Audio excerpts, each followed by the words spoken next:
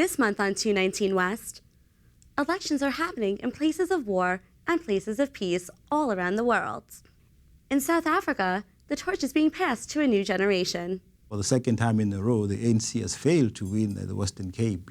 Shows that there is an increasing unhappiness with the way the ANC is performing. But the fact that they are still at around 62%, they still dominate the political sphere in South Africa. Obamacare and the struggle of one group to get it. I think the government would benefit from illegal immigrants having insurance because there are a lot of us. They should take into consideration that just like immigrants pay taxes, they should also have insurance. Here in New York, a new front in the battle between landlords and tenants. I was heartbroken. I couldn't believe what I saw. I didn't even want my kids to see it. I didn't want them to see it. I didn't want them to know how it looked. So I'm like, if I feel this bad, I didn't want them to see. And once again, New York is the big needle as a new pattern in clothing manufacturing emerges. This was made in New York.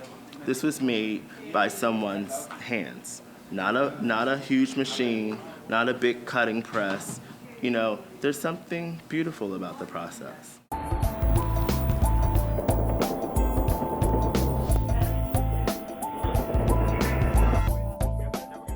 Hello, and welcome to 219 West. I'm Chelsea Hirsch. And I'm Kyle Ligman. This is a busy year for elections around the world. Almost 160 million people have voted so far. And this month brings many more, some of them in highly contentious regions.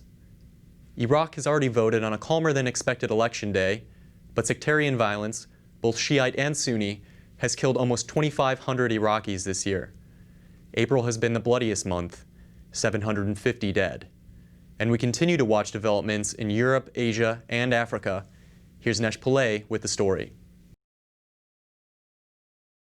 This month, 13 nations are voting on either a new National Assembly or new president, a few of which have garnered much international attention. First, let's check in on Ukraine, where last Sunday's referendum shows just how complicated and dangerous the situation is. The vote, which was held in the mostly pro-Russian eastern part of the country, was intended to decide the future of the region. It appears that the voting does lean towards separating from Ukraine's central government, but it's unclear at this point what that may mean. Would eastern Ukraine remain part of the country with increased autonomy? Or would it mean complete independence, with eastern Ukraine becoming an independent nation? Or a third possibility, would the region become a part of Russia? The threat of war has been growing since February, when Viktor Yanukovych, the Ukrainian president who was closely allied to Russia, was forced to flee the country. His departure was a great victory for Ukrainians who want to be closely allied with the rest of Europe. Those activists had been camped out on the main square of Ukraine's capital, Kiev. The president's ouster, however, enraged not only Russia, but also pro-Russian Ukrainians, many of whom live in the eastern part of the country. With tensions high, the action switched to Crimea, which is the most pro-Russian area of all. Russian troops infiltrated the region. A quick referendum called for Crimea to become part of Russia, which led to the crucial question, what happens now? Is there any way to avoid a civil war?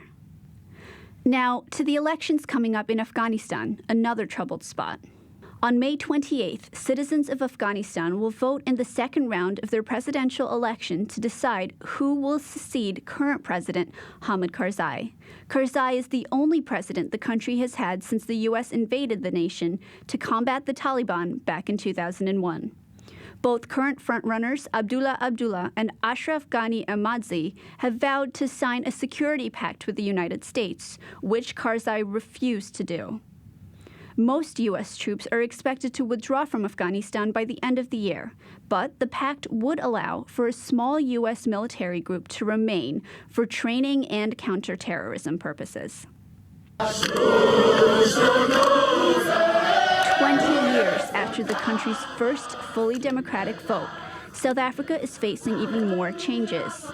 And this time, there's a new generation of voters, often called the born-free generation, who are too young to remember life under apartheid, when Nelson Mandela sat in prison for almost 3 decades.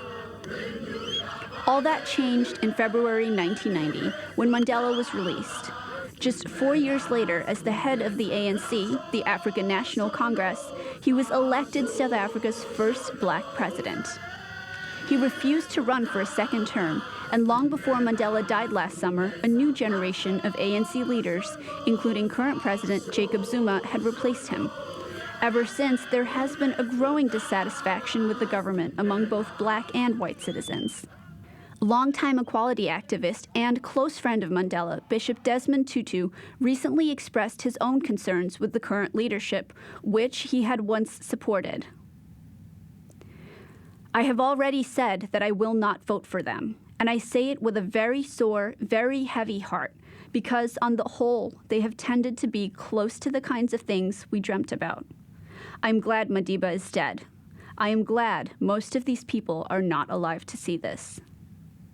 Now, with the election results in from the voting earlier this month, it's clear that the ANC, as expected, is the winner in the elections. But it appears that dissatisfaction with the government has taken a toll. The runner-up party, the Democratic Alliance, has improved on its performance in the previous election 5 years ago. And joining me in studio to speak with us about South Africa's future and the thoughts of South African voters here in New York is Tediso Tipanyane. He is with the Imbizo Host Committee and former CEO of the South African Human Rights Commission.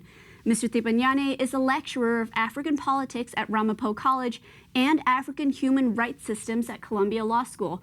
Welcome to 219 West, Mr. Tipanyane. Thank you, Nash, and thanks for inviting me to the program. Thank you for joining us. Now, the ANC did keep power in this election.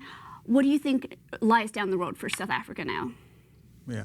Well, what needs to be done really is to, aggressively address some of the remaining challenges in our country 20 years into our independence, issues of poverty, issues of unemployment, issues of, crime, and inequalities in our country. And if these are not addressed adequately, then we'll have serious problems going ahead. And how do you think these would be addressed adequately? Well, to start with, I think, we need to increase the fight against corruption. There's a lot of corruption in the country, but also unemployment is still very high. It's actually worse than before 1994. So aggressive measures have to be introduced by government, to narrow down this problem. But also the increasing inequalities between the rich and the poor are also a major problem. And again, lots of efforts have to be done to ensure that there's equitable distribution of wealth in the country and also better transformation of our economy to address this historical challenges. So I would assume then that the numbers in this election reflect the dissatisfaction of the people in South Africa. How so? Yes, the fact that, ANC has won, it's a good thing, and the fact that elections were free and fair is also a good thing. But, if you compare the outcomes of these elections with that of 2009, clearly the ANC is beginning to lose support at the national level, but also in many provinces. And the fact that, for the second time in a row, the ANC has failed to win the Western Cape, shows that, there is an increasing unhappiness with the way the ANC is performing. But, the fact that they are still at around 62%, they still dominate the political sphere in South Africa due to the historical legacies of the ANC. Is any of this surprising to you? Not really. I mean, before the elections, these issues have always been raised, that, we need to address issues of poverty, we need to address issues of unemployment. And how that is done will then, be reflected in the outcome. So the fact that we still have high levels of unemployment, it meant, people will basically, express their dissatisfaction when they go and vote. So one of the most talked about aspects of this election is that it's the born-free generation. They can vote for the first time. Do you think they went out and voted? No, unfortunately not. The stats are that, out of about 2 million young voters between the ages of 18 and 19 years, only about 650,000 registered to vote, which means, there's an indication or a reflection of lack of confidence in the political system in the country.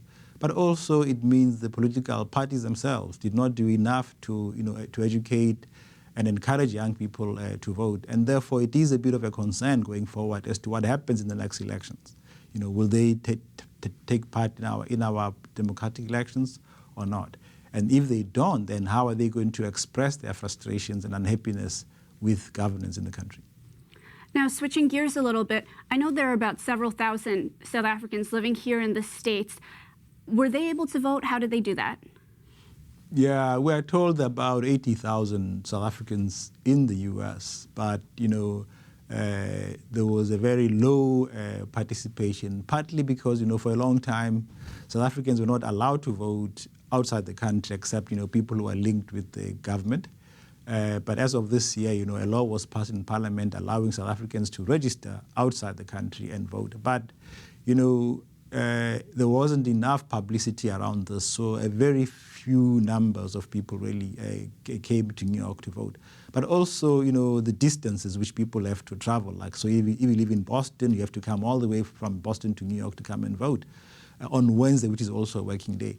That also discouraged many people. And these are some of the issues which, we hope, government will look into and address going forward. Okay, perfect. Well, thank you so much for joining us today, and I hope to see you again soon. Thank you. Sure. The latest figures show that more than 8 million people have signed up for the Affordable Care Act. The purpose of the law is to extend health care to more people, but the law excludes 11.7 million undocumented immigrants. Denise Moreno has the story of one of them. Deyadira Rodillo immigrated to the United States 14 years ago with her husband. Back in Mexico, she had a comfortable life and a good job, but she says she felt something was missing. I always wanted to have a child. Whether it was a boy or a girl, I wanted to have a child. But unfortunately, when I was in Mexico, I was told I could not be a mother. In Mexico, the doctors diagnosed her with ovarian cancer and told her she would never have kids. She didn't accept that, so Deyadira came to the United States for another opinion, and she found one. She's now the mother of one son, and she babysits neighborhood children at her home in Elmhurst, Queens. Deyadira had to find a way to pay for medical treatment herself. Now she wants to buy affordable insurance, but can't, which is why she was excited about finally getting health coverage through the Affordable Care Act, which offers subsidies to low-income individuals. I got happy. I said, well, if I'm going to need surgery, I'll be covered. I was happy, but when the date was approaching, some said we qualified, and other news said we didn't. She did not. Deyadira doesn't have legal status in the United States, and the new law doesn't cover undocumented immigrants. Excluding undocumented immigrants was a key concession to moderate Democrats and conservatives in Congress. They insisted that no tax dollars be spent on immigrants not authorized to be in the country. Conservatives generally feel that it's not fair to cover undocumented immigrants, in particular because they view these people as having broken a fundamental part of the law. They view it as a question of the rule of law. Yevgeny Feynman is himself a first-generation immigrant. He understands the argument against extending health coverage to the undocumented. So I think the way we've structured our welfare state in general is that we provide the services to citizens. We generally exempt undocumented immigrants. So I think for that reason alone, we shouldn't be providing subsidies to undocumented immigrants. The Congressional Budget Office estimates that so-called Obamacare will cost $1 trillion over the next 10 years. One concern is that offering benefits to undocumented immigrants will cause that number to balloon. But some experts say that leaving the undocumented uninsured could potentially prove more costly. Ravi Joshi and Manyak Yu are health policy experts. 500,000 of immigrants who are undocumented will still be uninsured. And I mean, that's a huge problem in this community, especially if you're looking at people as potential carriers of disease. If you don't ensure that everyone is healthy, then how would you ensure that the community is healthy? Deyadira's son Randy is 12 years old. He is an American citizen and therefore has health coverage, Medicaid, the government-funded insurance for low-income people. About 4.5 years ago, he was diagnosed with epilepsy. Imagine how much that is every 3 months that we have to take him to the neurologist. Mixed-status families like this are common, where parents may be undocumented but their children are eligible for social services like health care. Claudia Calhoun is an immigration advocate. She says there are some options for undocumented immigrants. And so one thing that's important about the Affordable Care Act, and especially in New York State, is that you can if you are undocumented, you can go to the New York State of Health Marketplace website and you can pre-certify for emergency Medicaid so that at such time as you have an emergency, you're already in the system. But undocumented immigrants and their advocates say they should at least have the option to buy private insurance through the ACA or qualify for regular Medicaid. Emergency Medicaid doesn't cover regular doctor visits or prescription drugs. For Ravi Joshi, it's a moral issue. They are doing many of the jobs that people who live in this country will not do. Given that we are taking advantage of them, at the very least we can provide them with access to decent health care coverage. It's, I think, inhumane not to. For Feynman, the rule of law must be respected. However, he believes that immigration policy should be reformed to make it easier for people to become citizens. Then they will be eligible for benefits under the Affordable Care Act. You need a lot of reforms to make the law work. I think that's what the ACA is, and in 10, 20 years, if we can reach some kind of bipartisan agreements, I think that the law can work pretty well. But Deyadira says she shouldn't have to wait that long. I think the government would benefit from illegal immigrants having insurance because there are a lot of us. They should take into consideration that just like immigrants pay taxes, they should also have insurance.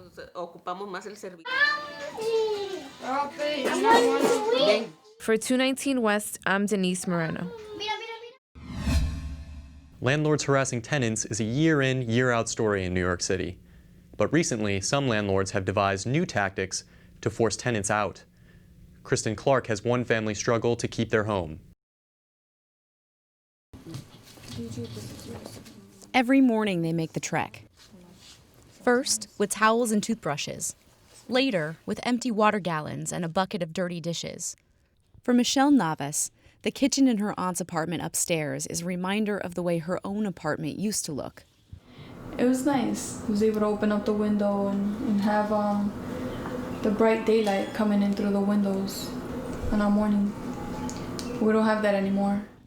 Back downstairs, there's no daylight, no running water, no toilet. She cooks with an electric stove in what used to be her living room. Michelle, her two sons, her parents, and her brother have been living like this for 11 months. This is what the living room was before the landlord destroyed our kitchen and bathroom. A new landlord, Joel Israel, purchased the building early last year. Michelle says he offered her family a buyout to leave their rent-stabilized apartment. When they refused to move, she says, Israel posted a work permit on their door and told them he needed to do some repairs. He gave us a date where we needed to have everything that we wanted to keep emptied out from the kitchen. Soon after, two men came to the door and blocked off her kitchen with plywood. After 2 hours of banging and hammering, this is what was left. The men never came back. You can see right through the basement. I was heartbroken. I couldn't believe what I saw. Michelle shot this footage on her iPhone before the entrance was sealed up. When the time used to be my bathroom. I didn't even want my kids to see it. I didn't want them to see it. I didn't want them to know how it looked. Because I'm like, if I feel this bad, I didn't want them to see. Michelle's family has lived in their Bushwick apartment for 24 years. Rent increases are capped at a small, state-regulated percentage each year, and their landlord can't evict them without just cause. As a result, the family pays just over $700 a month. Market-rate apartments nearby have soared to as much as 3 times that. And some landlords see those numbers as an opportunity. As soon as my clients give up, then this guy gets his apartment back and he can rent it for lots more money. Brent Meltzer helped Michelle's family take Israel to court, where a judge ordered Israel to repair the damage within 45 days. Israel didn't comply, so now they're back in court, suing him for contempt. Israel and his attorney both declined to comment for this story. It's a war of attrition. Landlords are trying to come in and make your life so miserable in so many different ways and give you so many incentives to leave. The classic example is they just don't do repairs. Meltzer says there have always been landlords in New York City trying to clear out their rent-regulated tenants, but this is something new. What we've seen in the last 6 to 8 months is this sort of trend of landlords going in and actually destroying their own property so that the tenants will leave. Meltzer says that Michelle's is an extreme case because the demolition took place inside of her home. But the act may demonstrate how the drive to turn a profit can turn into something else: desperation. Some of the most egregious stories that have come out about landlords harassing tenants are often in buildings that have recently changed hands. Matthew Lasner says that in rapidly gentrifying neighborhoods, new landlords will often pay much more for a building than it's worth, with the expectation that they'll be able to get the regulated tenants out sooner rather than later. When that doesn't happen, they're left with huge loans they're unable to pay. As landlord, in order to make your building pay and not lose your building or go into foreclosure, you're going to start leaning on your tenants to move out. But community activists say that's no excuse. Groups like Make the Road in Bushwick are scrambling to get the word out and inform tenants about their rights. Landlords like this one deserve to be in jail. Last month, Make the Road organized a march to Michelle's front doorstep, which Michelle captured on her iPhone. And local politicians have started to take notice. State Senator DeLon proposed a bill last month to make the sabotage of rent-regulated apartments a Class D felony. They're going to jail for at least a year, and we want them to understand this. And when this bill passes, we want to make sure that there are those individuals that will be made examples of to let the rest of them know that this will not be tolerated. But for Michelle, the damage has already been done. Now, all that's left to do is wait. Wait in line for the bathroom, wait in line for the city to take action. Just waiting patiently and not giving up, because we're not giving up at all. For 219 West, I'm Kristen Clark. From Fashion Week to designer boutiques, New York City has always been a place on the cutting edge of fashion. For years, designers and manufacturers went overseas to get things produced. But as Stephanie Kim found out, a new pattern is emerging. In 1960, New York City's garment center hummed with the intensity of thousands of sewing machines. Almost all the clothing sold in the U.S. was made here. Now, only 3% of manufacturers remain in Manhattan. The rest lured overseas by cheap production costs. Many of those who remained here are following a new pattern in the American apparel industry. Their clients are smaller labels. They produce fewer items, but they are of higher quality. Alan Ng is the owner of Dynatex, a manufacturer that stayed in New York City. He used to be located in Manhattan's garment district, but moved to Brooklyn after rents began to skyrocket. Some of his clients are converts from overseas manufacturing. Local manufacturing typically will give you much faster turnaround time. You're closer to us, and if there's anything happens, you can play, whereas overseas, you probably want them to send you samples and check it out, and that can be talking about weeks and weeks of delay. Issue New York is a clothing wholesaler based in the garment district. They send their items for manufacturing within a few blocks of their storefront. Many of their buyers are from Latin America and Africa. For these overseas small boutique owners, there is a certain cachet to the term made in New York. Company spokesman Dante Lyles says that this conveys a quality that mass production can't. Or we don't want to actually send a style overseas and have it mass produced, because eventually you cannot really oversee quality control on that level. The craftsmanship is not, it's going to be completely different. This was made in New York. This was made by someone's hands, not a huge machine, not a big cutting press. There's something beautiful about the process. Lyles describes where garments go after they've been designed in-house. Even though you don't see the sewing machines and all of that, we develop a style here upstairs on the loft. And then we source that product to our partnering businesses, and most of them are still up above us. And a lot of people don't realize this. This is still a place where garments are produced. For the owners of Bedford & Broom, a men's neckwear line based in Dumbo, New York City is part of their brand's identity. Founders James Brooks and Nathan Coleman say they soured on sending items abroad. We tried to do our first collection overseas, actually, and it was awful. The quality was subpar. The cost, again, was about the same. It was just a hassle back and forth, like the communication barrier, quality control. Every part of it was just not worth it. It's not worth the cost. And then we discovered we could bring it here and do it for the same price, if not less. Been doing it ever since. In the year and a half that the company has been manufacturing in New York City, sales have doubled from $50,000 to $100,000 annually. As Nathan explains, being close means a higher quality product delivered quickly. They have no plans to move back overseas. Well, because we do it here, we can fill our orders a lot quicker. And it's a lot easier. I can go and pick up fabric in the garment district, drive it over here, and drop it off, and we have product in 2 weeks. I mean, we have the flexibility here versus dealing with shipments overseas, transit, everything. In the past few years, though, there has been a far greater price to pay for cheaply made clothing. In Bangladesh, the Rana Plaza building collapse in 2013 killed more than 1,000 workers, making it one of the biggest garment factory accidents in history. In response, workers received pay increases. That, in turn, means lower profit margins for factory owners, causing some retailers to shift production to factories in Cambodia and India. The Bangladeshi incident provoked a backlash from consumers here, upset by abysmal working conditions in some overseas factories. Overseas production may no longer provide the incentive that retailers need to be competitive.